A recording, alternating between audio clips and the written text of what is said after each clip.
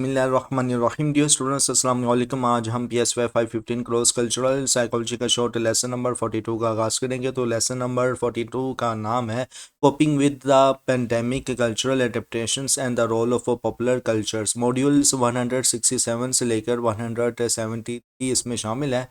Lesson थोड़ा सा ना इंटरेस्टेड हो सकता है क्योंकि ना इसमें ना कोविड-19 मतलब कि पेंडेमिक हुआ था, दुनिया का सबसे बड़ा सानिया हुआ था इस हवाले से कि हर कोई कंट्री जो था वो कोविड-19 से मुतासर हुआ था। इवन डेट पाकिस्तान भी मुतासर हुआ था।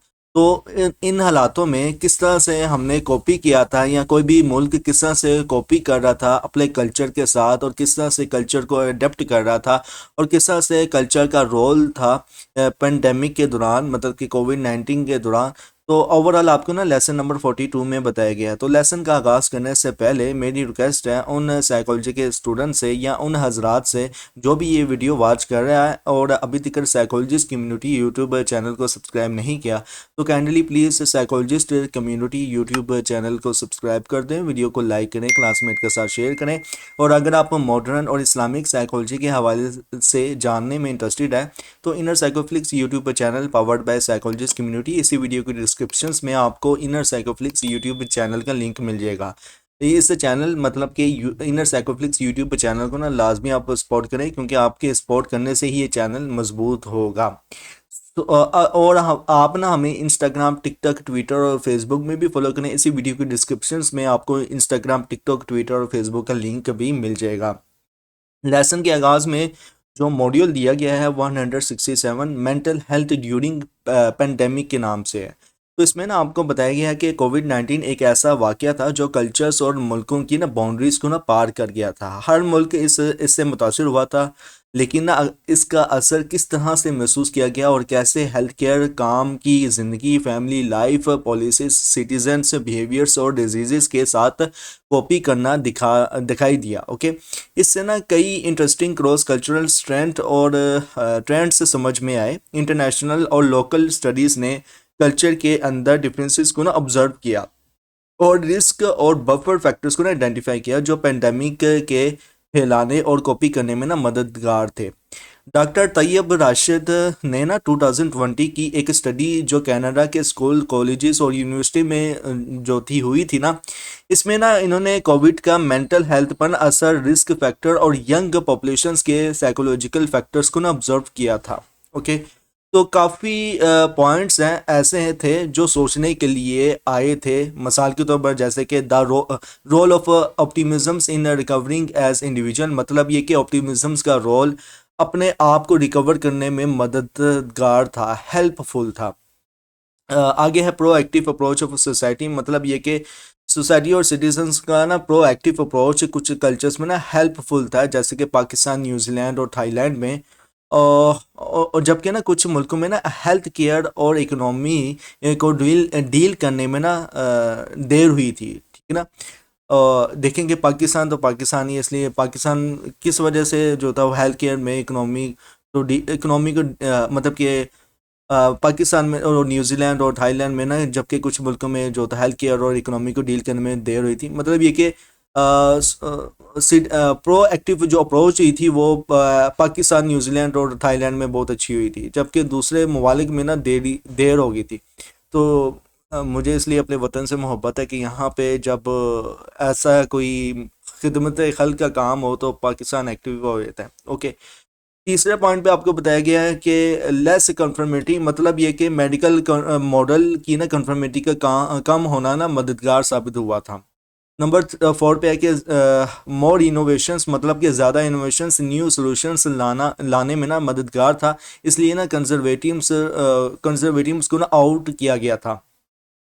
और फिफ्थ पॉइंट पे है कम्युनिटी कोहेशंस, मतलब ये कि कम्युनिटी कोहेशंस का ना होना, ये देखा गया कि ये काफ़ी मददगार साबित हुआ था। नंबर 6 पे है सर्वाइवल इंस्टिंक्ट, मतलब कि कम ज़िंदगी गुजारने वाले लोगों का ना सर्वाइवल इंस्टिंक्ट, और ये भी इम्पोर्टेंट था। Okay, was COVID a disease of the affluent and educated, क्या कोविड अमीर और तालीम याफ्ता लोगों की बीमारी थी?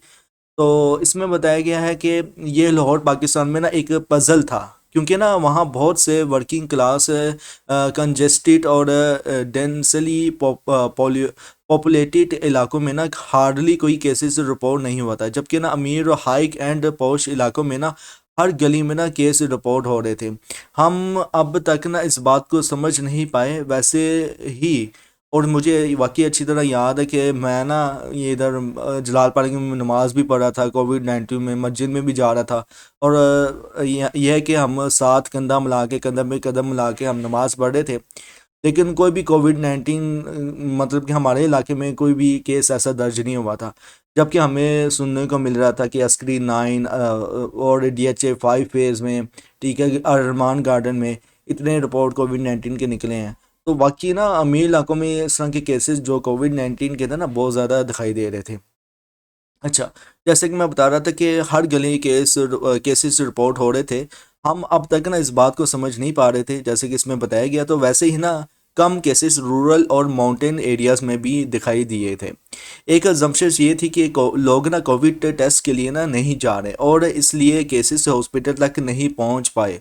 मगर क्या इसका मतलब ये था कि लोग कॉमन फ्लू की तरह रिकवर हो गए हैं? मैं इस कंजेक्चर को ना सपोर्ट करता हूँ, क्योंकि ना कोई और एक्सप्लेनेशंस ना अब तक समझ में नहीं आया।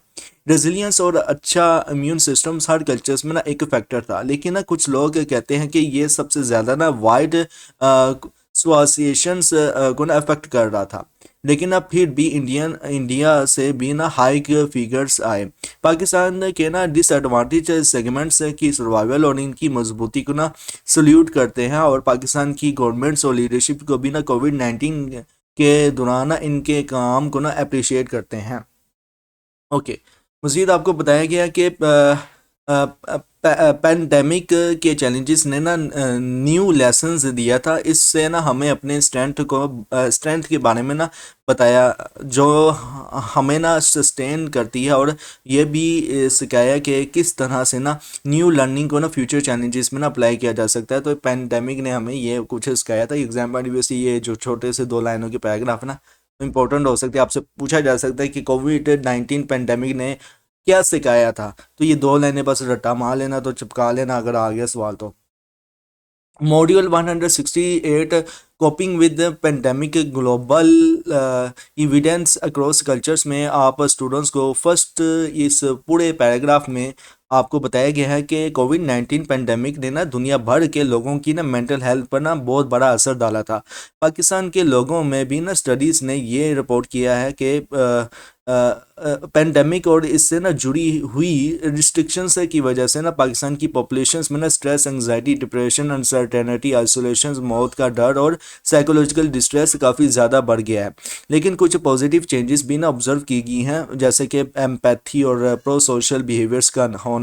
इस दौरान मौत की तादाद भी बढ़ी थी, जिससे ना ट्रॉमा होना, गम होना और नफरत के जज्बात ज़्यादा इंटेंस हो गए थे। अनसर्टेनिटी सोसाइटी में ना एक बड़ा सोर्स बन गया था, जो लोगों को इस बात पर कंफ्यूज कर रहा था कि किस तरह से ना कॉपी किया जाए और एक दूसरे की सपोर्ट कैसे की जाए इस हवाले से। अच्छा, इस वाले पैराग्राफ में आपको बहुत ही इंटरेस्टिंग चीज़ बताई गई है। तो बहुत ज़रूरी सवाल ये है कि हम पाकिस्तान में पेंडेमिक के साथ कैसे कॉपी कर सकते हैं। ओके, तो ये सवाल पहले पूछा गया है, तो बहुत ही इंटरेस्टिंग क्वेश्चंस हैं, और इसका जवाब भी आपने लाजमी मुझे कमेंट्स में देना है। ओवरऑल इसमें जो आपको बताया गया है कि पहले ना हमें ना अपनी स्ट्रेंथ को ना समझना होगा, जो हमें ना सस्टेन करती है। इसके अलावा कई कल्चर्स और सोसाइटल फैक्टर्स भी ना काफ़ी इंपॉर्टेंट रोल प्ले करते हैं, जैसे कि कम्युनिटी की कंट्रीब्यूशंस, गवर्नमेंट का रोल, मेंटल हेल्थ प्रोफेशंस की मदद, और हॉस्पिटल्स का काम जो होता है ना, हॉस्पिटल्स का काम क्या काम होता है, हेल्थ केयर फैसिलिटीज़ देना। लोकल और इंटरनेशनल एनजीओज़ का support, economic systems, health care department का काम और डॉक्टर्स की परफॉर्मेंस। पाकिस्तान ने ना सरप्राइजिंगली अपनी ना पेंडेमिक के रिस्पॉन्सेज को ना मैनेज करने में ना काफ़ी अच्छी परफॉर्मेंस दिखाई दी, और ये ना कंट्रीज के दरमियान बेस्ट स्कोर्स में से एक था। ठीक है ना। अब ओके, आगे आपको बताया गया है कोविड-19 के चैलेंजेस से ना हमें क्या सीखने को मिला था। मतलब कि यहाँ पे ना एक क्वेश्चन है, आप स्टूडेंट से क्या सीखने को मिला था, आप कमेंट्स में लाजमी बताएं। मैं तो अब जवाब देने लगा हूँ।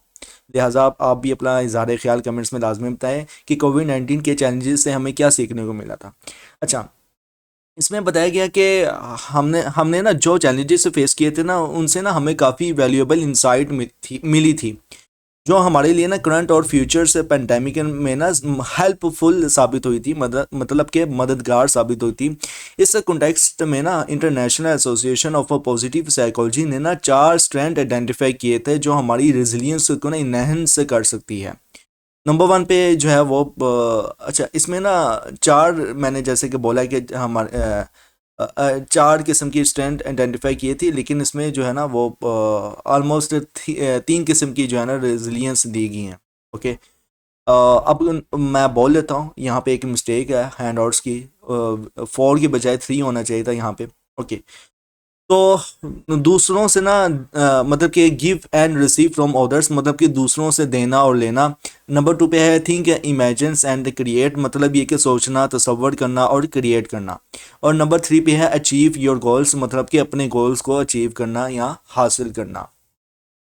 अच्छा, तो the strength can empowers individuals and the communities to navigate adversity more, मतलब कि जो स्ट्रेंथ होती है वो मज़ीद हमें इनफरादी तौर पर ताकत मुहैया करती है, एम्पावर करती है और कम्युनिटीज़ को रास्ता भी दिखाती है, और यहाँ तक कि कम्युनिटी को फैसिलिटी भी देती है कि किस तरह से वो इफ़ेक्टिवली तौर पर काम करे। ओके, और मॉड्यूल 169 यूनिवर्सल इंटरेक्शंस के नाम से है, तो इसमें ना आप स्टूडेंट्स को बताया गया है in the starting what you do not want done to yourself, do not to do others, मतलब ये कि जो चीज़ अपने लिए नहीं चाहते दूसरों के साथ भी ना करो। अब जबकि नबी अकरम सल्लल्लाहु अलैहि वसल्लम ने फरमाया है, अब ये जुमला है ना, इस जुमले का जवाब भी दिया गया है नीचे तो, लेकिन नबी के वसल्लम की 1500 साल पहले हदीस है कि जो मुसलमान, तुम में से बेहतर मुसलमान वो है कि जो अपने भाई के लिए वही चीज़ पसंद करे जो अपने लिए पसंद करता है। अब जाहिर सी बात है कि कोई इंसान अगर अपने लिए बुराई पसंद करता है ना, वो कभी नहीं चाहेगा कि मेरी जो बुराई है वो दूसरों के सामने खुले। ठीक है, तो यहाँ तक कि अगर एक साइकोलॉजी का पेशेंट भी होता है, मतलब कि जो साइकोटिक या न्यूरोटिक पेशेंट्स भी होता है ना, वो भी कहता है कि मेरी जो बीमारी है वो दूसरों के सामने ना जाहिर हो, तो वो अपने लिए वही बीमारी दूसरों के लिए भी पसंद नहीं करेगा। ओके, तो ये जो चीज़ है ना, जो चीज़ अपने लिए नहीं चाहते दूसरों के साथ भी ना करो, तो ये जाहिर सी बात है कि जो चीज़ अपने लिए नहीं पसंद करे तो दूसरों के साथ भी मत वो चीज़ पसंद करो। ओके, ओके, कुछ पैथोलॉजी के पेशेंट्स होते हैं जो कहते हैं कि हमारे साथ भी हुआ है तो दूसरों के साथ भी हो, जैसे कि क्राइम करने वाले जो पैथोलॉजी पेशेंट होते हैं ना, वो ये नहीं देखते कि कौन बच्चा है, कौन बड़ा है, कौन छोटा है, मतलब कि लुढ़का देते हैं, मार देते हैं, या सेक्सुअल अब्यूज़ कर देते हैं, या सेक्सुअल मतलब कि हरेस कर देते हैं। ओके, वो फिर इंसान नहीं होते, वो जानवर होते हैं। ओके, अच्छा, इसमें ना आपको मज़ीद बताया गया है कि दो कल्चर्स ना एक दूसरे के साथ कैसे इंटरेक्ट या कनेक्ट करते हैं। अच्छा, ये जो पैथोलॉजी के पेशेंट्स होते हैं ना, वो अच्छे भी होते हैं, बुरे भी होते हैं।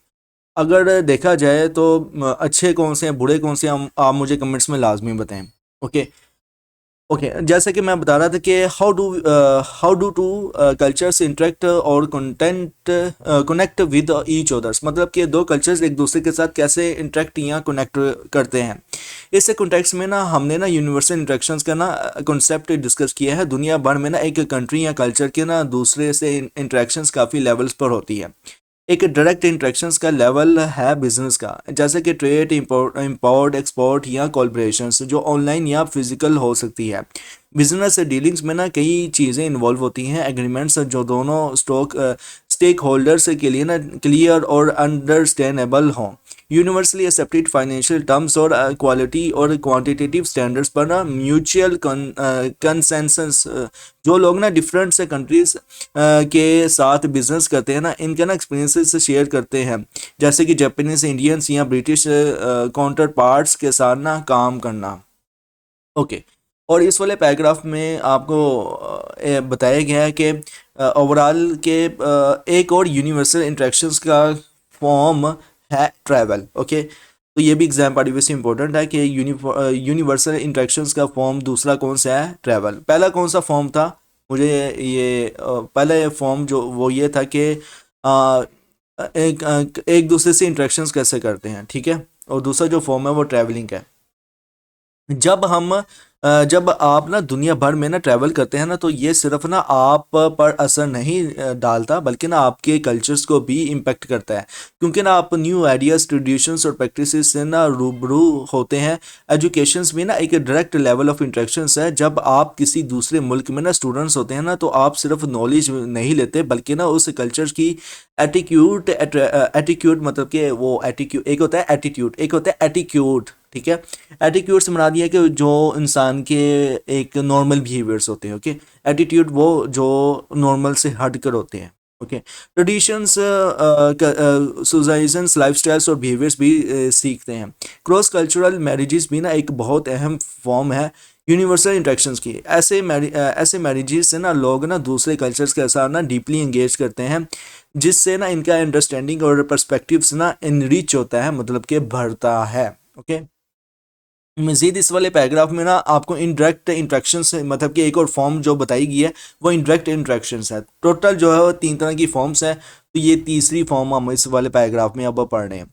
तो इनडायरेक्ट इंट्रैक्शंस मीडिया के थ्रू ना होती है, जैसे कि मूवीज़, टेलीविज़न, सोशल मीडियास और बुक्स। हमने ना दूसरे कल्चर्स की बुक्स पढ़ी हैं, और हमारी लिटरेचर से जैसे कि इकबाल की पोइट्री दुनिया भर में ना स्टडी की गई है। इस तरह ना हमने ना चाइनीज़ स्टोरी भी पढ़ी है, जो अक्सर ना सोसाइटल वैल्यूज से जैसे कि केयर, शेयरिंग और हेल्पिंग बिहेवियर से सिखाती है।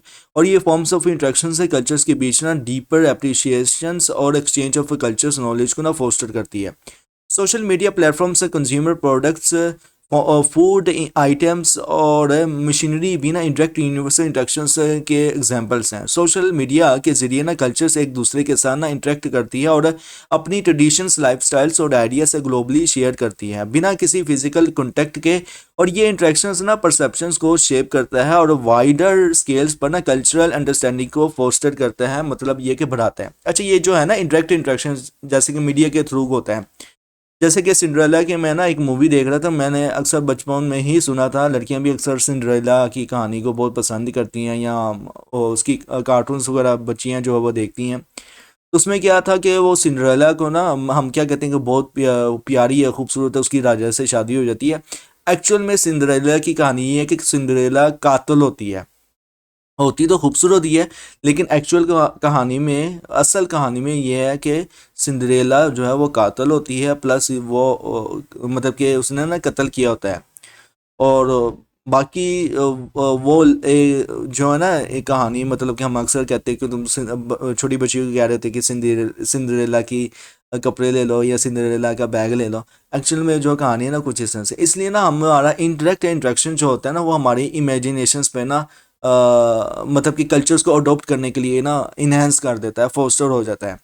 अब ये देखें कि जितना भी अगर सोशल मीडियाज़ में पाकिस्तानी औरतें अगर अपने आप को वायरल करती हैं या फिर जो भी होता है ना, तो वो ज़ाहिर सी बात है कि वो देखो देखी सिस्टम होता है, सोशल लर्निंग का एक सोशल लर्निंग के थ्रू जो होता है वो कल्चर हम अडॉप्ट कर रहे होते हैं।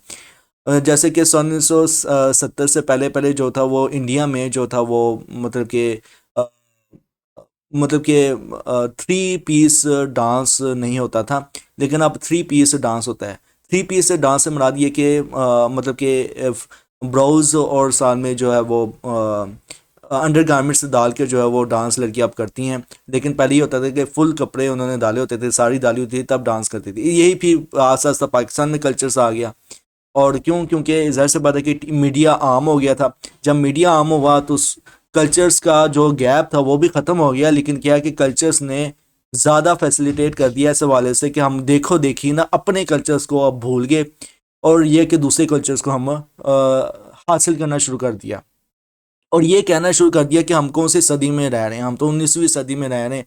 अब तो हम 21वीं सदी में रह रहे हैं, लेकिन अब ये 19वीं सदी वाली बातें अब छोड़ दें, ख़त्म कर दें, ठीक है। तो ये क़यामत ऐसे नहीं आनी है, और ये क़यामत हमारे ज़रिए यानी हम ही मुसलत कर रहे हैं ऐसी चीज़ें जो इस्लाम में मना की गई हैं, लेकिन दूसरे कल्चर्स की वो इस्लाम में ममानियत है, और हम उसी कल्चर्स को इस्लाम के अंदर शामिल करने की कोशिश कर रहे हैं अपनी मर्ज़ी के मुताबिक कि ये चीज़ ऐसे है, ये चीज़ ऐसे है।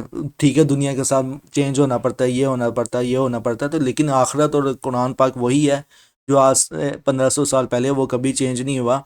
और यकीन मानो कि वो क़यामत तिकर वो ऐसा ही रहेगा, और इंसान पे वही जो चीज़ें हैं जो अल्लाह ताला कुरान में बार बार बता रहा है, वही चीज़ें हर दौर में इम्प्लीमेंट होंगी। क्योंकि Quranic psychology is a great psychology, और मेरे पैगम्बर आखिरुज़्ज़मा नबी अकरम सल्लल्लाहु अलैहि वसल्लम की जो बताई हुई हदीसें हैं, is a great phenomena of psychology and deep and dark and so on, a deeply understanding about of the human interactions and human anatomy of the psychology. Okay.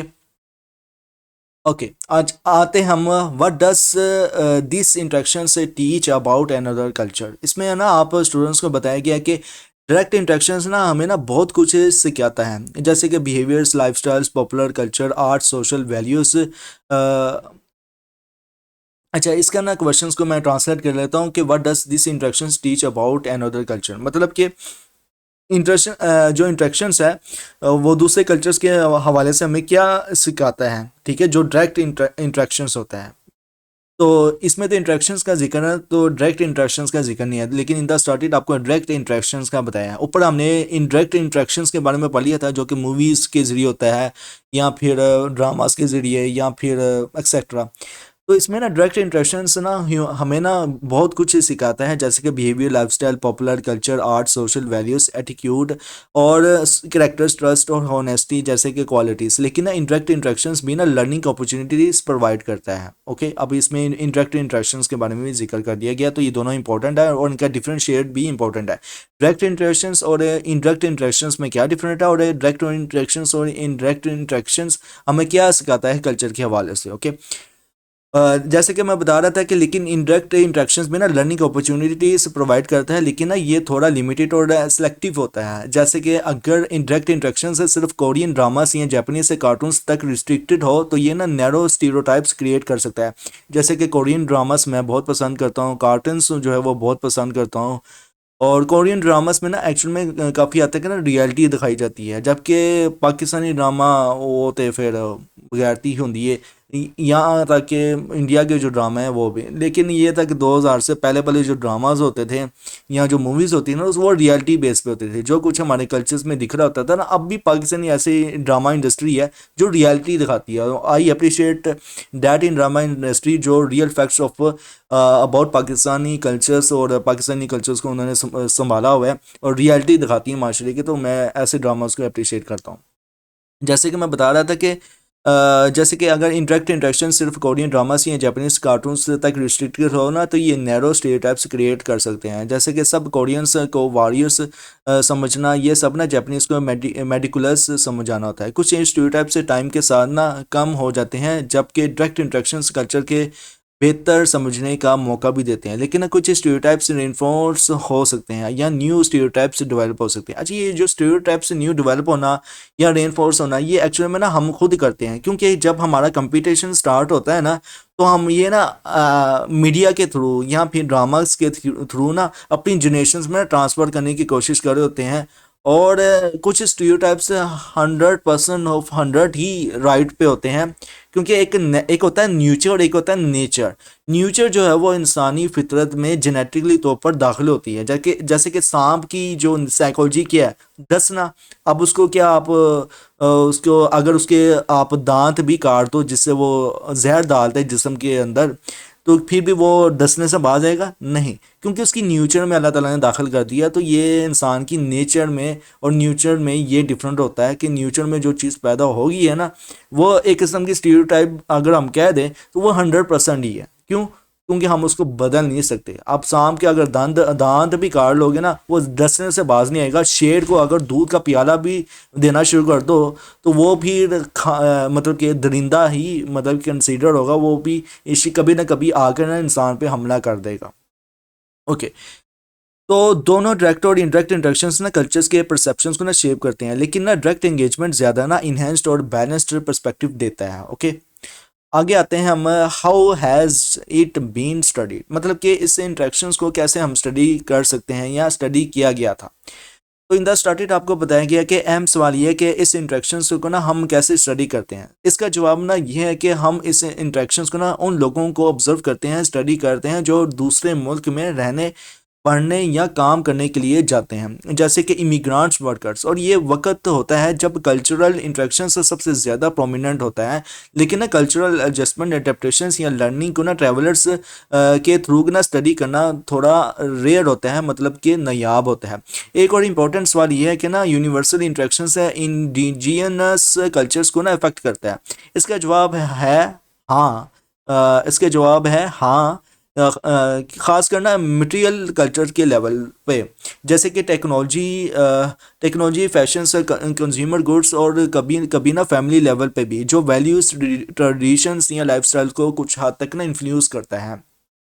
मज़ीद आपको बताया गया कि मतलब कि when cultures interact through medium such as business, तो मतलब ये कि जब कल्चर्स इंटरेक्ट करते हैं through medium like business, travel, marriages, education, movies, books, products या सोशल मीडिया प्लेटफॉर्म्स, तो ना कुछ सवालात उठते हैं। अब किस टाइप के सवालात उठते हैं? नंबर वन पे कि क्या न्यू स्टीरियोटाइप बन रहे हैं या पुराने स्टीरियोटाइप्स और ज़्यादा मजबूत हो रहे हैं? पुराने जो है वो और ज़्यादा मजबूत हो रहे हैं मेरी राय में, और जो न्यू स्टीरियोटाइप वो तो ऑलरेडी और भी ज़्यादा बन रहे हैं। ओके। दूसरा सवाल ये कि ये इंट्रैक्शंस दूसरे कल्चर्स के बारे में ना सही और कंप्रहेंसिव नॉलेज दे रहा है या लिमिटेड और सिलेक्टिव है? अब ये इस सवाल का जो जवाब है आप दें। मेरी राय में जो है वो जाहिर सी बात है कि दूसरे कल्चर्स के बारे में सही है और कंप्रीहेंसिव नॉलेज जो है वो दे रहा है। और ये लिमिटेड नहीं है बल्कि सिलेक्टिव ही हो सकता है। क्यों? क्योंकि अब जाहिर सी बात है कि अगर अब यहूदियों के बारे में बात की जाए तो पुराना जो है वो क्या स्टीरियोटाइप बना हुआ है कि ये मकार है, ये फ्रॉड है, पाकिस्तान को धोखा दे सकते हैं, मुस्लिम्स को धोखा दे सकते हैं यहूदी। तो जाहिर सी बात है कि ये मजबूत से मजबूत हो रहा है, आने वाली जनरेशन में ये डेवलप हो रहा है। तीसरा सवाल ये है कि, और ये सिलेक्टिव भी है, ओके। तो तीसरा सवाल ये कि हम इनकी ना वैल्यू से, करेक्टर्स और कम्युनिकेशंस के तरीके के बारे में ना क्या सीखते हैं? अब ये इसका जवाब आप स्टूडेंट्स ही देंगे। मैं अगर देने लगे तो लेक्चर का ड्यूरेशन और ज़्यादा बढ़ जाएगा, ओके, क्योंकि ये सवाल बहुत ही मज़े का है। फोर्थ नंबर पे जो क्वेश्चन है वो ये कि वो खुशी और गम, लाइफ और डेथ को ना कैसे हैंडल करते हैं?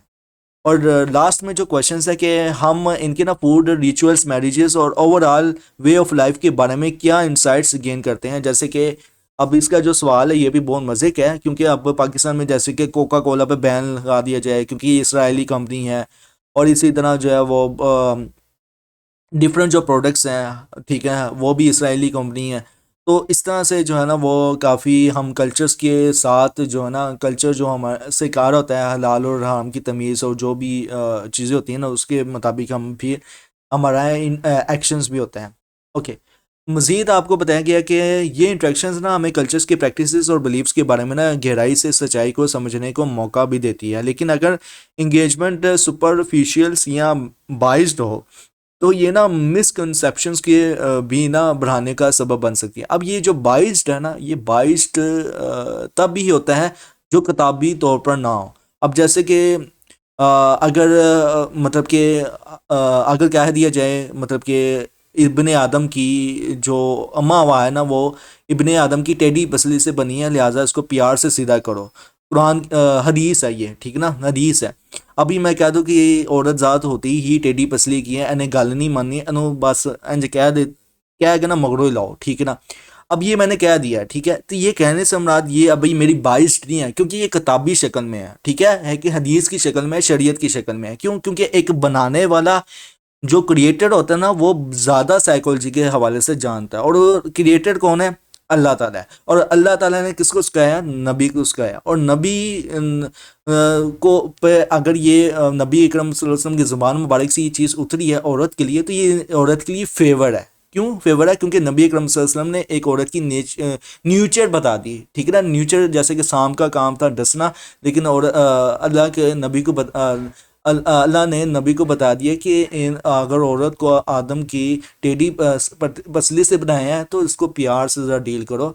इसने मानना है, लेकिन ये अगर ये मानने में देर करती है तो बाद में यही पछताएगी, ठीक है। अगर प्यार से नहीं मानती, तो अगर ये मानते मानते देर कर लेती है ना, तो ये आखिरत मतलब कि दुनिया में भी इसको पछताना पड़ेगा और आखिरत में भी पछताना पड़ेगा। और मैंने काफ़ी औरतों को ऐसा देखा है, यानी कि जब काउंसलिंग की टाइम आती है तो मैं कहता हूँ कि आपके हस्बैंड ने कितनी टाइम मना किया था, कितनी टाइम उसको प्यार आपसे प्यार से बात की थी, तो ऑलमोस्ट लड़कियां कह रही होती कि 30 साल 40 साल बिल्कुल उन्होंने नॉर्मल बात की थी, लेकिन क्या होता है कि जब दुख आया था, तकलीफ आया था, 2 साल 3 साल, तो हमसे रहा नहीं गया, तो हम लड़ पड़ी थी, ये करनी पड़ी थी, अब हम क्या करें, हम रास्ता बताएं, ये करें वो करें।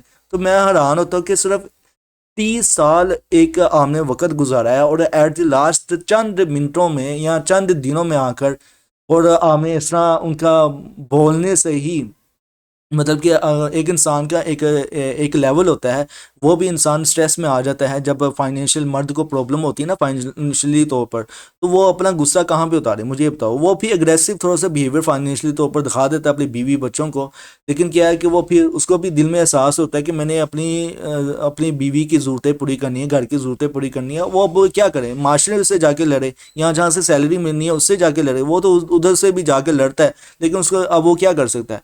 और फिर बीवी भी रो रही होती है, बच्चे भी रो रहे होते हैं, तो लिहाजा उस सूरत में सब्र जो होता है ना, वो औरत के लिए सबसे गहरा पैमाना होता है, और औरत बेसब्री होती है, हालांकि सबसे ज़्यादा औरत के अंदर सब्र डाला हुआ है। बच्चा पैदा कर रही होती है तो तब भी उसके अंदर इतना सब्र होता है कि वो बच्चा का पैदा कर सकती है, लेकिन क्या है कि आजकल की औरतों के अंदर सब्र नहीं है। वो कहती हैं कि हम बढ़ चढ़ के बस मुकाबला करें, हमारा बेसब्रापन ख़त्म हो बस। ओके।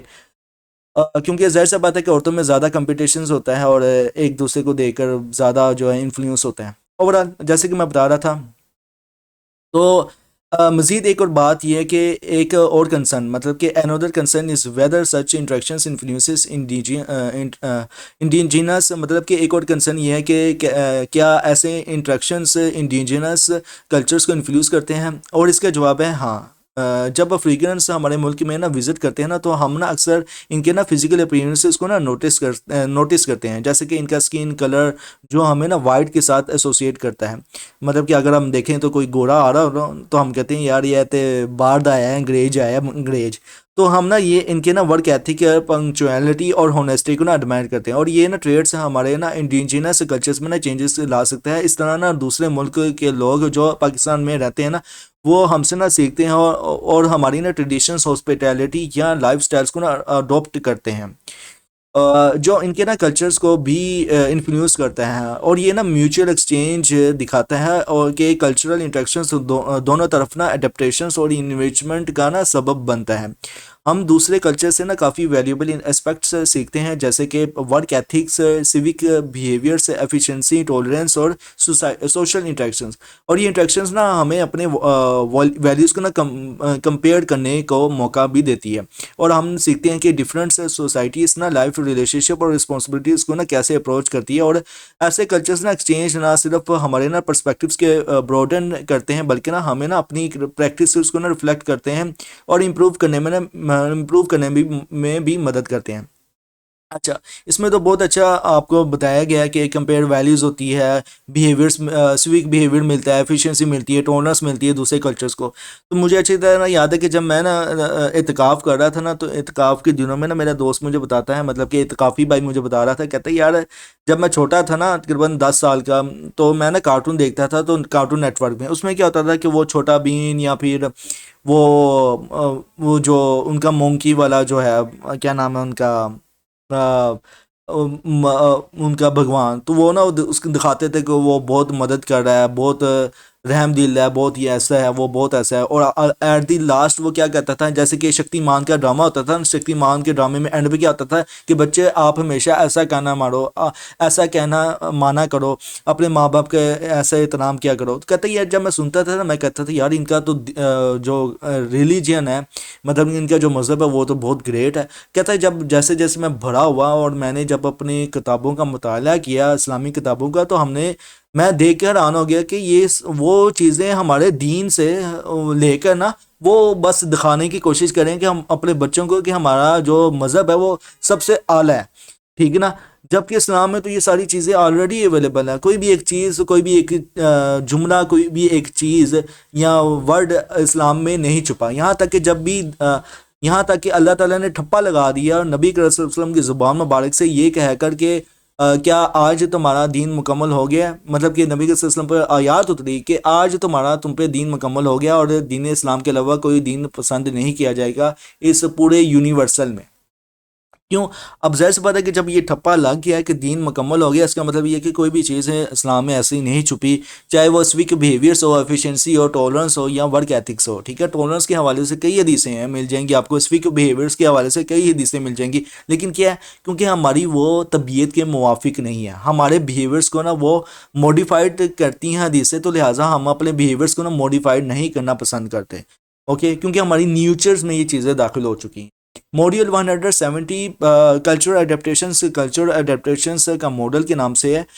तो अडेप्टेशंस का मतलब है किसी ऑर्गेनिजम्स या ऑर्गेनिजम्स के ग्रुप की वो तब्दीली जो इसके ना कल्चर्स या फंक्शनिंग में होती है, जिससे ना वो अपने इन्वायरमेंट्स में ना ज़िंदा रहने और रिप्रोड्यूस करने के लिए ना ज़्यादा अच्छी तरह से ना तैयार हो जाते हैं।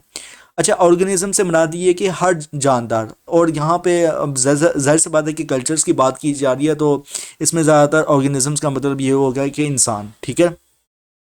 जिससे ना वो अपने इन्वायरमेंट्स में ना जिंदा रहने और रिप्रोड्यूस करने के लिए ना ज़्यादा अच्छी तरह से ना तैयार हो जाते हैं। अडेप्टेशंस को ना दो टाइप्स में डिवाइड किया जाता है। नंबर वन पे है बायोलॉजिकल अडेप्टेशंस और नंबर टू पे है कल्चरल अडेप्टेशंस। ओके, अगर बात की जाए बायोलॉजिकल अडेप्टेशंस के बारे में, तो बायोलॉजिकल अडेप्टेशंस मतलब कि जिनसी अडेप्टेशंस है, और बायोलॉजिकल अडेप्टेशंस सर्वाइवल के लिए ना ज़रूरी है। मान लीजिए कि आप किसी ठंडी जगह पर जा रहे हैं या जाकर रहते हैं, तो आपका जिस्म ना वहाँ के मौसम को ना अपनाने के लिए ना अडेप्ट करता है, आपका मेटाबॉलिज्म से ज़्यादा कम करता है, और आपके जिस्म ना टेम्परेचर, हवा, सनलाइट, नॉइस और मॉइस्चर्स जैसे ना चेंजेस को ना अपने हिसाब से ना एडजस्ट कर लेता है। और ये प्रोसेस ना थोड़े वक्त के लिए थोड़ा वक्त ले सकता है, और ये प्रोसेस ना थोड़ा वक्त ले सकता है, और इससे ना इस दौरान थोड़ी थकन और डिसओरिएंटेशन डिस्कम्फर्ट होती है, ओके? आगे है कल्चरल एडेप्टेशंस। कल्चरल एडेप्टेशंस की बात की जाए तो कल्चरल एडेप्टेशंस में ना हमारी नॉलेज और informative systems, reactions times to stimuli मतलब कि रिएक्ट करना, समझने की एबिलिटी, और हमारी सोशल हैबिट्स और प्रैक्टिसेस का ना चेंज होता है। इसमें ना हमारी कम्युनिकेशंस की तरीका भी शामिल होता है, जैसे कि वर्बल मतलब कि बोलना, और नॉन वर्बल मतलब कि जो हम नहीं बोलते पर जो है ना वो समझाते हैं, वो ना बोल के जो हम इशारों से समझाते हैं। और ये कि ना ज़्यादा कम्प्लेक्स प्रोसेस है। अगर हम ना दूसरे कल्चर्स के साथ इंटरेक्ट करते हैं ना, या किसी न्यू कल्चर्स में ना रहते हैं, तो ये ना कल्चरल अडेप्टेशंस का ना पार्ट होता है, और ये सिर्फ आज के नहीं बल्कि ना पुरानी ज़माने का भी ना फिनोमेना है। आदम और ईव मतलब कि आदम आदम और अम्मा हवा का कोई भी अम्मा हवा और आदम को भी ना अपने वक्त की ना हार्श कंडीशंस के लिए ना बायोलॉजिकल अडेप्टेशंस करना पड़ी थी, और इन्हें सिर्फ ज़िंदा रहना नहीं था बल्कि ना फैमिली बनानी थी, और पहली दफ़ा इंसान की मौत के बारे में ना सोचना था, और सफ़र और न्यू ज़िंदगी के लिए न्यू तरीक़ों को अपनाना था।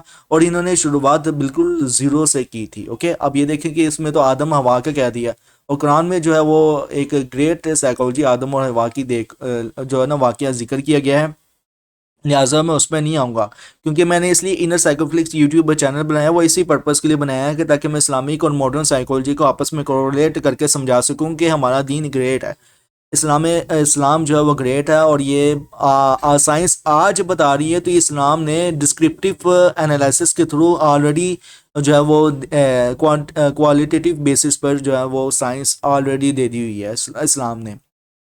आगे है humans beings are pre wired for adaptations, मतलब कि ह्यूमंस की अडेप्टेशंस की टेंडेंसी के हवाले से बताया गया। तो इंसान इस तरह से ना प्री वायर्ड मतलब कि तैयार होता है कि वो ना अडेप्टेशंस कर सके। बच्चे दुनिया में जाने के बाद पहले पहले ना अपने घर से ना निकलते हैं, फिर न्यू घर जाते हैं, और फिर किसी और फैमिली का हिस्सा बनाते हैं, और आखिरकार ना बुरे वक्त का सामना करते हैं। हर इंसान की अडेप्टेशंस की एबिलिटी अलग होती है। कुछ लोगों के लिए ना ये मुश्किल होता है। इसका कल्चरल अडेप्टेशंस पोटेंशियल कहा जाता है, ओके? आगे है इसमें ना आपको बताया गया है in the field of psychology, मतलब कि साइकोलॉजी की फील्ड में ना कल्चरल अडेप्टेशंस मतलब ये कि साइकोलॉजी की फील्ड में ना हम ऐसे मेयर्स और स्केल्स अडॉप्ट करते हैं जो एबिलिटीज़, पर्सनालिटी ट्रेट्स या एटीट्यूड्स को ना असेस करते हैं। हम थेरेपी टेक्निक्स और मेंटल हेल्थ सर्विसेज को भी अडेप्ट करते हैं, ताकि ना वो डिफरेंट कल्चर्स के लोगों की ज़रूरत का मुताबिक हो। कुछ एग्जांपल्स हैं, मिसाल के तौर पर अगर देखा जाए, पहली जो एग्जांपल्स वो ये है कि मेंटल हेल्थ सर्विसेज को ना डिफरेंट कल्चर्स की नीड्स के मुताबिक ना अडेप्ट करना। मतलब ये कि जैसे कि अगर हम मेंटल हेल्थ सर्विसेज किसी दूसरे कल्चर्स के लोगों के दे रहे हैं ना, तो ना इनकी नीड्स को समझना और इनके लिए सूटेबल बनाना ज़रूरी होता है। और है प्रोडक्ट फॉर वेरियस कल्चर्स में ये होता है, मतलब ये है कि अच्छा, प्रोडक्ट्स का अडेप्टेशंस होता है। मतलब ये कि जैसे कि चाइनीज़ फूड, इंडियन फूड्स और इटालियन फूड्स को ना अपने कल्चर्स के मुताबिक जो है वो अडेप्ट करना होता है। आगे है इविडेंट बेस्ड प्रैक्टिसेस। मतलब ये कि इविडेंट बेस्ड प्रैक्टिस और parents programs for behaviours problem childrens होती है। ओके, लास्ट में है रिसर्च फाइंडिंग्स और मतलब कि एविडेंस बेस्ड प्रैक्टिस होनी चाहिए जब भी हम दूसरे कल्चर्स को लेकर उनके चीज़ों को देख रहे हो, तो एविडेंस बेस्ड प्रैक्टिस हो। रिसर्च फाइंडिंग्स ये बताती हैं कि अगर ना कल्चरल एडेप्टेशंस के ज़रिए ट्रीटमेंट्स किया जाए तो वो ना चिल्ड्रन और इनकी फैमिलीज़ के लिए ना ज़्यादा फ़ायदेमंद साबित होती है, और इंटरवेंशंस अगर सही तरीके से अप्लाई किया जाए तो ना इनका असर ज़्यादा होता है। रेफरेंस की बात की जाए तो आपको ये रेफरेंस लिंक दिया गया है, इस पर आप क्लिक करके आर्टिकल पढ़ सकते हैं। तो मज़ीद अच्छा, ये इस मॉड्यूल को समझने के लिए ना आपको ये ज़रूरी है कि ना आप ये जानें कि किस तरह ना अपनी ज़िंदगी में ना कल्चरल अडेप्टेशंस करते हैं। अगर हम कल्चरल अडेप्टेशंस को समझते हैं ना, तो हमारी दूसरे कल्चर्स के ज़्यादा अच्छी तरह से ना समझ सकते हैं और अपनी लाइफ को ना ज़्यादा बेहतर बना सकते हैं। मॉड्यूल 171 कल्चरल अडेप्टेबिलिटी पोटेंशियल के नाम से है। तो इसमें ना आपको सकाफती अडेप्टेबिलिटी की पोटेंशियल्स के बारे में बताया गया है। तो लेसन जो है वो लेंथी है और ज़ाहिर सा बात है कि इसको कवर करते हैं जो है वो काफ़ी वीडियो का ड्यूरेशन लॉन्ग हो गया है, तो मैं फिर भी कवर अप करूँगा। और इसमें बताया गया कि क्रॉस कल्चरल साइकोलॉजी में ना हमने ना कल्चरल एडेप्टेशंस को ना डिस्कस किया था, जिसमें ना एक कल्चर दूसरे कल्चर्स के एलिमेंट्स को ना अपनाता है और दोनों कल्चर्स एक दूसरे पर ना इन्फ्लुएंस करते हैं। अब हम ना कल्चरल एडेप्टेबिलिटी पोटेंशियल्स का कॉन्सेप्ट को ना समझते हैं और इसकी एप्लीकेशंस को ना एक्सप्लोर करते हैं। नंबर 1 पे अगर बात की जाए तो कल्चरल अडेप्टेबिलिटी पोटेंशियल्स, मतलब कि सकाफती अडेप्टेशंस का जो पोटेंशियल है, हर इंसान की एबिलिटी मतलब कि कैपेसिटी अलग होती है न्यू कल्चर्स और इन्वायरमेंट्स में ना एडजस्ट करने की, और ये ना कल्चरल अडेप्टेबिलिटी पोटेंशियल कहलाता है। इस प्रोसेस में ना एक इंपॉर्टेंट साइकोलॉजिकल ट्रेट है फ्लेक्सिबिलिटी, मतलब कि लचीलापन होना, और जो ना ओपननेस टू एक्सपीरियंसेस दूसरे कल्चर्स के लिए ना एक्सपोजर्स, मतलब कि पहले से जो है ना वो पहले से होता है, और एक ना ऐसी फैमिली इन्वायरमेंट्स को ना इंक्लूड करती है जो ना ओपननेस को ना वैल्यू करती है। जिन लोगों में ज़्यादा कल्चरल अडेप्टेबिलिटी पोटेंशियल्स होता है ना, और इनमें ना ये क्वालिटीज़ होती हैं। नंबर 1 पे ये कि फ्लेक्सिबिलिटी होती है, नंबर 2 पे ओपनेंस होती है, नंबर 3 पे एक्सपोजर टू डिफरेंट कल्चर्स होते हैं, और फैमिली का एक्सपोर्ट जो ओपनेंस को इंकरेज करता है इस हवाले से। अच्छा, ये क्वालिटीज़ ना इंसान को ना दूसरे कल्चर्स के साथ ना एडजस्ट करने में ना मदद देती है, और ये सिर्फ दूसरे कल्चर्स तक लिमिटेड नहीं होती, बल्कि ना अलग अलग सब कल्चर्स को ना समझने और इन्हें एडजस्ट करने में भी मदद करती है। आगे डॉक्टर नजमा नजम की जो है वो इंटरव्यू बताया गया है। तो डॉक्टर नजमा नजम की इंटरव्यू का जो वाक़या कुछ इस तरह से है कि डॉक्टर नजमा नजम से ना एक इंटरव्यू में ना पूछा गया था कि कल्चरल अडेप्टेशंस की इंपॉर्टेंस क्या है और ये कैसे ना कल्टीवेटिव किया जा सकता है, क्या इसे ना कल्टीवेटिव या कैसे कल्टीवेट किया जा सकता है कल्चर्स को लेकर। तो इन्होंने ना ये एम्फसाइज किया था कि न्यू कल्चर्स में ना अडेप्ट करना ज़रूरी है, लेकिन अपने अपने कल्चर्स आइडेंटिटी को भी ज़रूरी है। ठीक है ना, अभी देखें कि अडेप्ट करना ज़रूरी है। अब ये हर इंसान की अपनी मर्जी है, ये नहीं कि उस पर लाजमी थोपा जाए कि अगले कल्चर्स को अडेप्ट करो। ठीक है, अगर हम मुस्लिम हैं तो हम यहूदियों के कल्चर्स को अडेप्ट करें, तो लिहाजा मैं इस इंटरव्यू से मुतमईन नहीं हूँ। अच्छा, मजीद उन्होंने बताया कि इन्होंने ना अपने अमेरिका के विजिट का जिक्र किया था, जहाँ पर ना वो अक्सर ना शलवार कमीज़ पहनते थे और कभी कभी ना चूड़ियाँ, मतलब कि ट्रेडिशनल बंगाली से पहनते थे अपने कल्चर्स हेरिटेज को एक्सप्रेस करने के लिए। इन्होंने ये भी बताया था कि वो अपने आप को ना एक मजबूत औरत के तौर पर ना प्रेजेंट करती है, जो पाकिस्तानी औरतों की ना हिम्मत को सिंबलाइज करता है। इस तरीके से ना इन्होंने दिखाया कि दूसरे कल्चर्स में ना अडेप्ट करना का ये मतलब नहीं है कि अपने कल्चर्स को ना खो देना, बल्कि ना दोनों कल्चर्स का इंटीग्रेट मिलाना करके ना दोनों को इज्जत किया जा सकता है। मतलब कि इंटीग्रेट मतलब कि ना इधर की चीज़ उधर दाखिल हो, ना उधर की चीज़ उधर दाखिल हो। ये है कि पैरेलल हो, मतलब कि बिल्कुल मतवाजी हो। खैर ये भी अच्छी बात की है इन्होंने। आगे बताया गया कि इस एडेप्टेशंस को ना इन्फ्लुएंस करते हैं कुछ पर्सनल ट्रेट्स, जैसे कि लर्निंग एबिलिटी, और नंबर 2 पे है कि आईक्यू, और नंबर 3 पे है रेजिलियंस। ओके, तो ये cultural adaptations, adaptability protection students, newly married couples, travellers, business professionals, social workers, frequent delegates और डिप्लोमेटिक स्टाफ के लिए ना बहुत फ़ायदेमंद है, क्योंकि ना इनको ना न्यू कल्चर्स और इन्वायरमेंट्स में ना एडजस्ट करने की ज़रूरत होती है। ओके, मज़ीद आपको ना मॉड्यूल 172 में ना पॉपुलर कल्चर्स, मशहूर सकाफ़त का जो है वो तस्वर बताया गया है। तो इसमें ना आपको कुछ इस तरह से इसमें बताया गया है कि अब हम ना पॉपुलर कल्चर्स के कंसेप्ट को समझते हैं। पॉपुलर कल्चर्स वो फॉर्म्स हैं जो सब लोग देख सकते हैं और इन और सुन सकते हैं और एक्सपीरियंसेस कर सकते हैं, और ये कल्चरल फॉर्म्स हैं हर जगह नज़र आती हैं, जैसे कि स्ट्रीट आर्ट हो गया, और ड्रेस एंड बिल्डिंग डिज़ाइंस हो गया, सॉन्ग बुक्स मूवीज़ हो गया, फोल्कर्स और स्टोरीज़ होगी,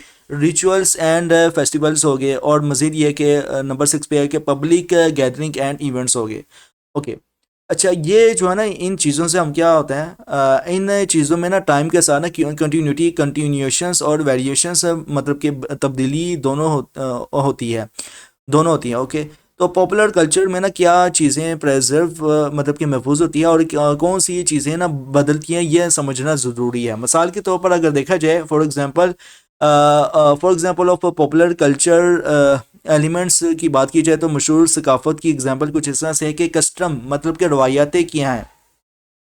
तो कस्टम की बात की जाए तो कस्टम में आमतौर पर ना वो चीज़ें आती हैं, मतलब कि कस्टम में आमतौर पर मतलब कि गिफ्टिंग होना, मतलब कि तोहफा देना, और विजिटिंग रिलेटिव ड्यूरिंग फेस्टिवल्स, मतलब कि तहरीर, जो लिखी गई तहरीरें हैं उनको देखना, और प्रैक्टिसेस मतलब ये कि अमाल, सेविंग फॉर चिल्ड्रंस, और नंबर 2 पे giving charity when asking favours from good, मतलब कि दुआ मांगते हुए वक्त खुदाई मदद के लिए चैरिटी देना, और लास्ट में मतलब कि visiting the strict, visiting visiting the sick, मतलब कि बीमारों की देखभाल करना, और ऑफरिंग को कोडेलेंस, मतलब कि दर्द शनासाई करना। फूड की बात की जाए तो बहुत सी ना पॉपुलर्स फूड कल्चर्स में ना रहते हैं, लेकिन ना न्यू फूड्स भी आते हैं जो दूसरे कल्चर्स से लिए जाते हैं, मिसाल के तौर पर चाइनीज़, इटालियन फूड्स। ओके, और आर्ट की बात की जाए तो ना हर टाइप का ना आर्ट पॉपुलर कल्चर्स में ना प्रिजर्व होता है। क्रिएटिव आर्ट्स में ना ट्रांसफॉर्मेशंस होती है, लेकिन ना कल्चरल एक्सप्रेशंस, मतलब कि सकाफती इजहार सेव होता है। आगे है नंबर 5 पे है, मतलब कि अगर बात की जाए तो लिटरेचर एंड फोल्कलोर्स आ जाता है। तो अदब और लोक कहानियाँ जो होती हैं ना, स्टोरीज और लिटरेचर से लिखी जाती हैं, और ज़्यादा टर्न ना ये ओरल, मतलब कि सुनकर या रिटर्न फॉर्म में होती है। ये चीज़ें ना हमेशा एक कल्चर का ना हिस्सा होती हैं, और जो वक्त के साथ ना बदलती हैं। सॉरी, लेकिन इनका ना असली इसेंस मॉल कभी नहीं बदलता। इस मॉड्यूल्स का मकसद ये है, मतलब कि ओवरऑल इस मॉड्यूल्स का ना पूरा पूरा मकसद यही था 172 मॉड्यूल का, कि ये समझाना था आप स्टूडेंट्स को कि कल्चरल एडेप्टेशंस और कल्चरल एडेप्टेबिलिटी प्रोटेक्शनल किस तरह से ना हमारी ज़िंदगी को ना आसान बनाता है, और हमारी सोसाइटीज़ को ना एक दूसरे के कल्चर्स को ना समझाने और रिस्पेक्ट करने में मदद करता है।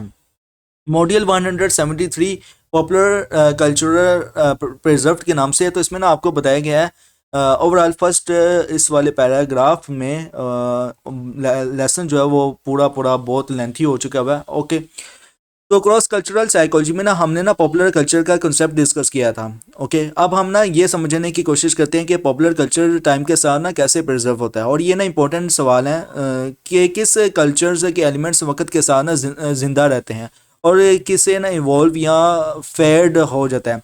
शादी से रिलेटेड ट्रेडिशंस इसके ना अच्छा एग्जांपल है। कुछ ना रिचुअल्स या रसूमात न्यू इंट्रोड्यूस हुई हैं, जबकि जबकि ना कुछ पुराने ढंग से ना गायब हो गई हैं।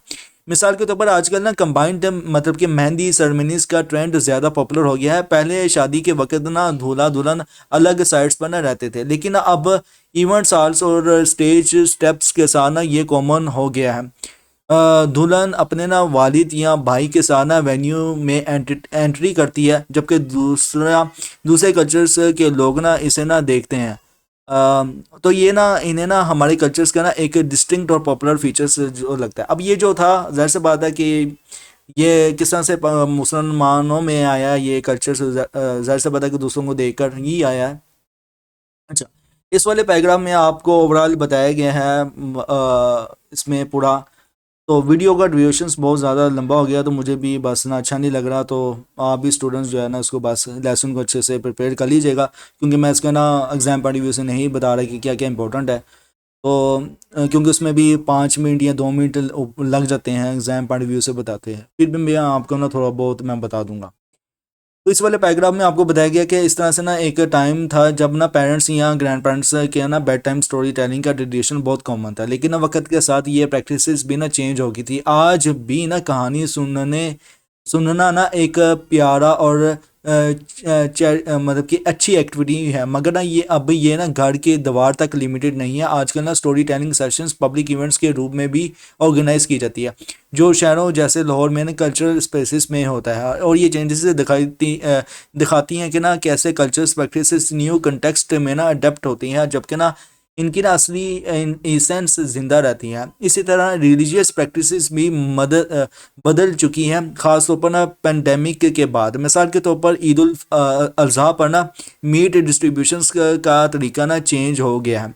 पहले मीट डायरेक्ट डिस्ट्रीब्यूट होती थी, लेकिन अब प्री पैकेज्ड शॉपर्स या पैकेट्स का यूज़ ज़्यादा कॉमन हो गया है, जो प्रोसेस को ना stream stream mile stream mile ने माइल करने का ना साथ इंजन भी इंश्योर करता है।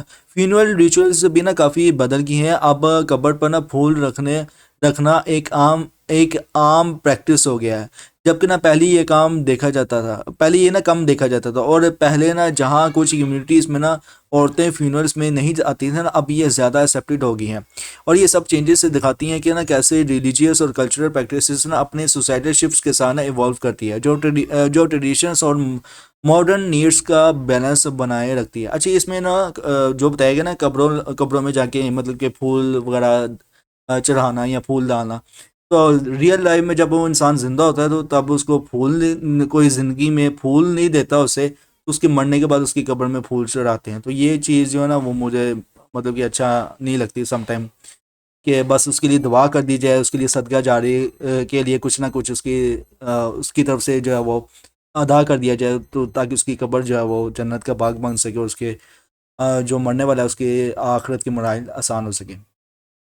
एक और इंटरव्यू जो था वो डॉक्टर नजमा नजम का हुआ था। तो डॉक्टर नजमा नजम ने ना ये सवाल किया गया डॉक्टर नजम से ना ये सवाल किया गया था कि जब लोग एक न्यू कल्चर को इनकाउंटर करते हैं तो वो ना सबसे पहले क्या नोटिस करते हैं, क्या ये पॉपुलर कल्चर होता है या कुछ और एस्पेक्ट्स। इन्होंने ये समझाया कि इस कंसेप्ट को ना सोशल साइकोलॉजी में द मार्जिनल मैन कहते हैं। जब आप किसी न्यू कल्चर को ना इनकोटर करते हैं ना, तो आप अपने आप को उस कल्चर के बाहर या मार्जिन से दिखाते हैं। इस पर्सपेक्टिव से ना कुछ चीज़ें सबसे पहले नज़र आती हैं, जैसे कि खाना, ज़ुबान, लिबास और म्यूज़िक। और ये वो चीज़ें होती हैं जो कल्चर के पहचान बनाती हैं, और जो सबसे ज़्यादा विजिबल और टेंजिबल होती हैं ना मार्जिनल मैन होने की वजह से। आप इन कल्चरल डिफरेंसेस को ना अप्रिशिएट कर सकते हैं, जबकि ना अपने कल्चर्स का फ्रेमवर्क भी ना अपने पास रखते हैं।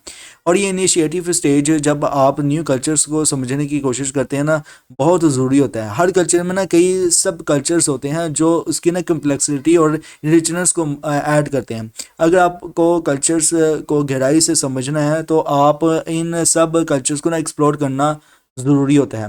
पॉपुलर कल्चर को ना आप फिल्म, म्यूज़िक, खाना और सिंबल्स के ज़रिए देख सकते हैं। ओके। अच्छा, ये इसमें जो है ना आपको बताया गया पॉपुलर कल्चर को आप ड्रामा, फिल्म, म्यूज़िक के सिंबल्स में देख सकते हैं। एक्चुअल में ना ये भी रियलिटी नहीं होता, क्योंकि हम ना मेरा एक दोस्त मुझे बता रहा था, कहता कि मैंने ना कोरियन जो है ना कोटाकाओ एक ना ऐप है, उसमें ना कोरियन लड़के से मैंने बात की, तो मैंने उसे कहा कि ब्लाइंड डेट पर चलोगी, तो उसने ना साथ ही मुझे ब्लॉक कर दिया। कहता है मैंने ना कोरियन ड्रामा में देखा था कि ब्लाइंड डेट जब भी लड़की को किसी लड़की को पसंद करते हो तो उसने ना मुझे मुझे ब्लॉक कर दिया, कहता मुझे बड़ी हैरत। तो ये जो चीज़ होती है ना, ज़रूरी नहीं कि वो एक्सेप्टेबल हो हर एक कल्चर में, जो कुछ दिखाया जा रहा है मूवी ड्रामास में, तो ये चीज़ नहीं होती। ओके, तो इस लास्ट पैराग्राफ में आपको बताया गया है कि डॉक्टर नजमा नजम का जवाब में ना, जब इनसे ये सवाल किया गया कि पॉपुलर कल्चर्स में मीडिया ड्रेस कोड्स और ज़ुबान में तब्दीली की वजह से टाइम के साथ बदलती है, तो इन्होंने कहा था कि पॉपुलर कल्चर कभी भी ना स्टैटिक नहीं रह सकता और ये ज़रूरी है कि ये इवॉल्व हो। मिसाल के तौर पर 1947 की पार्टीशंस का असर हमारी फिल्म्स में बहुत इविडेंट था। इस तरह से ना हमारे मुल्क में जो पॉलिटिकल चेंजेस हुई हैं ना, इन्हें भी मूवीज़ और ड्रामास के थीम्स और नरेटिव्स को इन्फ्लुएंस किया था। और ये सब दिखाता है कि कैसे ना पॉपुलर कल्चर मीडिया ज़बान और सोसाइटल एक्सप्रेशंस का एस्पेक्ट्स को ना कंटिन्यूसली ट्रांसफॉर्म करती है। मॉडर्न म्यूज़िक का फ्यूजन से सूफिज़म्स के साथ एक और एग्जांपल है पॉपुलर कल्चर के डायनेमिक्स नेचर का। अब ये इसमें सूफिज़म्स का जिक्र कर दिया गया कि मॉडर्न म्यूज़िक का फ्यूजन से सूफिज़म के साथ है। तो ये जो चीज़ होता है ना, इंसान अपने आप को सिर्फ एक सेटिस्फाई करने के लिए, थोड़ा सा एक सेल्फ प्लेयर हासिल करने के लिए जो है वो म्यूज़िक ऐड कर लेता है। तो जबकि इस्लाम में सेल्फ प्लेयर जो है ना वो सबसे ज़्यादा ख़तरनाक समझी गई है इस हवाले से, जो इंसान को थोड़ी देर के लिए प्लेयर करे, बाद में फिर जो है वो नुकसान पहुँचे। इस ब्लेंड से ना ट्रेडिशनल स्पिरिचुअल थीम्स रिवाइव हो रहे हैं और कॉन्टेम्प्रेरी ऑडियंस तक ना पहुंच रहे हैं। सूफी पोइट्री और मिस्टिज़म्स अब ना रॉक, पॉप और इलेक्ट्रॉनिक म्यूज़िक जैसे जर्नल्स में न्यू जिंदगी पर आ रहे हैं। ये ट्रांसफॉर्मेशन दिखाता है कि कैसे पॉपुलर कल्चर अपने पुराने और न्यू एलिमेंट्स को ना इंटीग्रेट कर रहा है, एवॉल्व जो है वो कर रहा है, हर जनरेशन की वैल्यूज़ और इमोशंस को ना समझते हुए। ओके, तो ये था आपका लेसन नंबर 42। कैसा लगा कमेंट्स में लाजमी बताएं, और वीडियो का ड्यूरेशन जो था वो बहुत ज़्यादा हो गया था। अब मैं आपको थोड़ा सा जो है वो ओवरव्यू दे दूं कि क्या क्या आपसे एग्ज़ाम पॉइंट ऑफ व्यू से पूछा जा सकता है। तो लेसन बहुत इंटरेस्टिंग था, लेकिन ये था कि अडेप्टेशंस अगर आप करते हो ना, तो आपकी जनरेशन्स में वो चीज़ें मज़ीद अडेप्ट होंगी। ठीक है, तो लिहाजा वो अडेप्ट चीज़ें करें कि आपकी अपनी सर्वाइवल के लिए लाजमी हो, ना कि आपकी आने वाली जनरेशन्स को बदल दें। ज़ाहिर सी बात है कि अगर मैं इसकी एक सादा से एग्जांपल देता हूँ कि जैसे कि अगर पोर्नोग्राफी कोई एक शख्स देखता है, उनके कल्चर्स में पोर्नोग्राफी आम है, आप अपने कल्चर्स में अगर पोर्नोग्राफी देखना शुरू कर दें, अडेप्टेशन स्टार्ट कर दें, उससे उसका भी नेगेटिव इफेक्ट क्या होगा कि आने वाली जनरेशन्स में वो चीज़ें आम होना शुरू हो जाएंगी। क्योंकि हमारे वो कल्चर्स में वो चीज़ दाखिल हो चुकी है, हमारे जीन्स में वो चीज़ दाखिल हो चुकी है। तो लिहाजा इसलिए अली हज़रत इमाम अली मुर्तज़ा का जो कौल है ना, वो बहुत अच्छा है कि अपनी सोचों को पानी के कतरों से भी ज़्यादा साफ़ रखो, क्योंकि कतरे से ही दरिया बनता है, और ये छोटी छोटी अच्छी सोचें ही आपको एक अच्छा इंसान बनाती हैं। कोशिश से छोटी सोचों से करो, ना कि बड़ी बड़ी अच्छी सोचों से। ठीक है, जो कुछ अभी एक लम्हा मिल रहा है उसी को आप अच्छी सोचों में कन्वर्ट करें। ओके, तो lesson number 42 exam point of view से अगर बात की जाए तो कोविड-19 ने हमें क्या सिखाया था एग्जाम पॉइंट ऑफ व्यू से बहुत इंपॉर्टेंट है, और डॉक्टर तैयब राशिद ने क्या स्टडी किया था एग्जाम पॉइंट ऑफ व्यू से बहुत इंपॉर्टेंट है। और अगर बात की जाए कि अगर कोविड-19 की जो बीमारी ने किस तरह से हमें एजुकेट किया था, ये बहुत इंपॉर्टेंट है सवाल। उसके बाद coping with pandemic global evidence across cultures की बात की जाए तो हमने पेंडेमिक के दौरान, मतलब कि कोविड-19 के दौरान हमने किस तरह से जो है वो ग्लोबल एविडेंस को साथ कल्चर्स को अडॉप्ट किया था, स्पेशली पाकिस्तान को लेकर। तो आपसे पूछा जा सकता है, तो ये बहुत बहुत इंपॉर्टेंट है। और ये हाईलाइट जो मैंने पॉइंट किए हैं ना, बहुत डीपली मतलब कि पढ़ने के बाद ना हाईलाइट किए हुए हैं कि घुमा फिरा के आपसे पूछा जा सकता है। और ये भी पूछा जा सकता है, इसको मैं हाईलाइट कर ही लेता हूँ, क्योंकि ये भी मुझे ये चार जो फोर, ये अव्वल तो आइडेंटिफाई फोर स्ट्रेंथ का जिक्र है, लेकिन इसमें तीन किस्म की स्ट्रेंथ्स है। ओके, आज आगे आता हूँ तो 169 यूनिवर्सल इंट्रैक्शंस के नाम से है। तो ज़ाहिर सी बात है कि इसमें जो है वो यूनिवर्सल इंट्रैक्शंस किस टाइप का होता है, तो ग्लोबल इंट्रैक्शन जो होता है वो ऑनलाइन या फिजिकल होता है, ठीक है। ज़्यादातर ग्लोबल इंट्रैक्शन क्या होता है, ऑनलाइन या फिजिकल होता है, एग्जाम पॉइंट ऑफ व्यू से बहुत इंपॉर्टेंट है।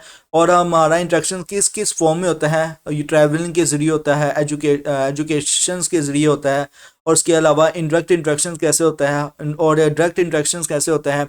इनडायरेक्ट इंट्रैक्शन और डायरेक्ट इंट्रैक्शन में क्या डिफरेंस है, एग्जाम पॉइंट ऑफ व्यू से बहुत इंपॉर्टेंट है। उसके बाद फिर हम आ जाते हैं कि आप कल्चरल इंट्रैक्शन से क्या सीखते हैं, ये भी एग्जाम पॉइंट ऑफ व्यू से बहुत इंपॉर्टेंट है।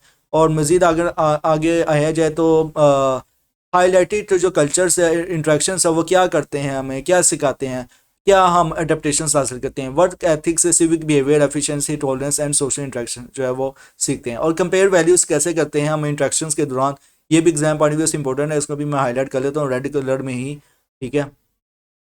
सॉरी, ये येलो कलर में ही हो गया।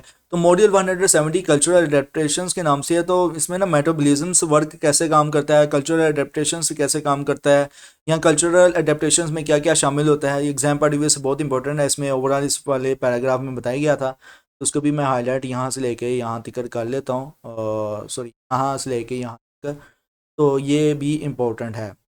ओके। और आदम और ईव ने अडेप्टेशंस कैसे की थी, बायोलॉजिकली तौर पर की थी। ये एग्जाम पॉइंट ऑफ व्यू से बहुत बहुत इंपॉर्टेंट है, जो उनके लिए सर्वाइव और रिप्रोड्यूस कर रही थी, okay. Pre wired for adaptations में क्या होता है, तो ये भी एग्जाम पॉइंट ऑफ व्यू से इंपॉर्टेंट है। इसको मैं यहाँ से लेके यहाँ तक हाईलाइट कर लेता हूँ।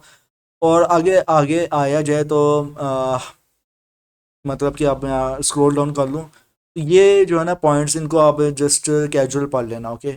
ये रेफरेंस से जो ऊपर है मॉड्यूल 171 के ऊपर रेफरेंस, और रेफरेंस के ऊपर ये जो पॉइंट है एग्जांपल के तौर पर दिए गए हैं।